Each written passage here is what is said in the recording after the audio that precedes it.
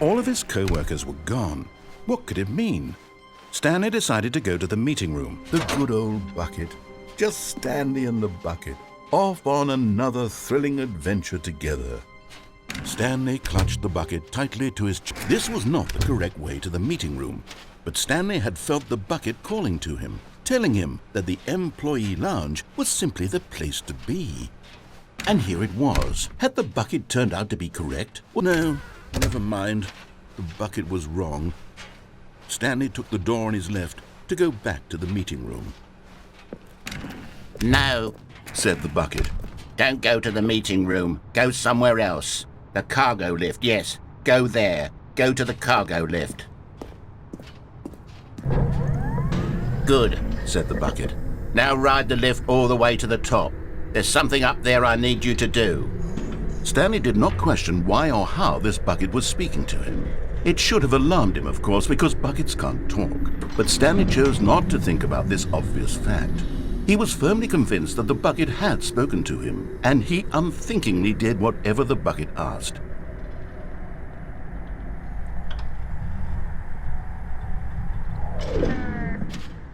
In here. Said the bucket. Go into this dark room over here. Stanley once again obeyed blindly. Now pick up the phone. Said the bucket. Pick up the phone and it will take us back home, where we can go about life together.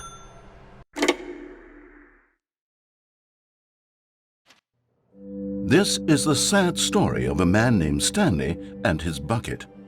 Once upon a time, I gave Stanley a bucket because I thought he was lonely and could use a friend. And then, very distressingly, he began to believe the bucket could speak to him.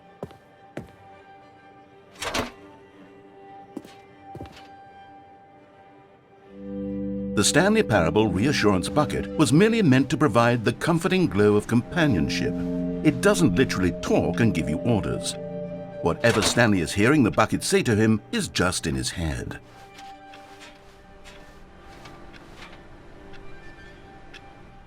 Lately, I've been concerned about him. Wouldn't you be concerned as well? To see him delusional like this, obsessing over an inanimate metal object? I want to say something to him, but I don't know how I can convince him. I don't know if he'll listen to me. Oh, I'll try anyway. Stanley, can you hear me? Listen to me. It's just a bucket. It can't think, it can't talk. All it will ever truly do for you is effectively transfer a liquid from one location to a different location. That's it. It doesn't do anything else.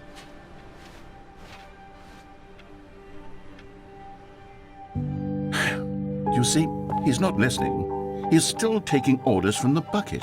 You know, once upon a time it was me he took orders from, me he trusted and listened to. Now all he cares about is his awful bucket, his stupid hunk of metal.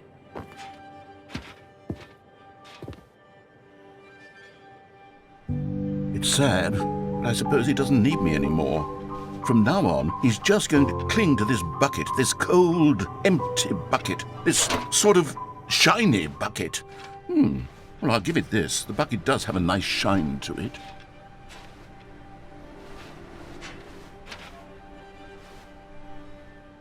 Yes, I suppose on closer inspection that it doesn't quite look like your average hardware store bucket. It's just a little more, what am I trying to say? Sturdier, more capable of transporting liquid.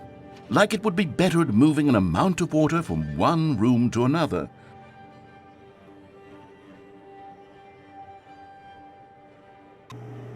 Oh my God, what am I saying?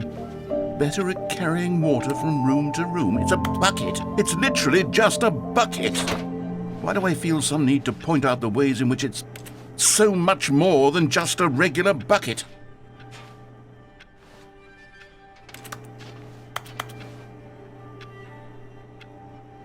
Oh no, I'm having feelings for the bucket. No, no, no, no, no, no, no, no. What's going on? Why do I want to be with the bucket? Hear what the bucket has to say. Do anything it asks. What's wrong with me? I don't understand. Perhaps if I had the bucket, this would be less confusing. Yes, the bucket could tell me what to do in this troublesome situation. Stanley, give me the bucket. Give it to me. Give me the bucket, Stanley. I need it. Give it to me now. Give it, or I'll...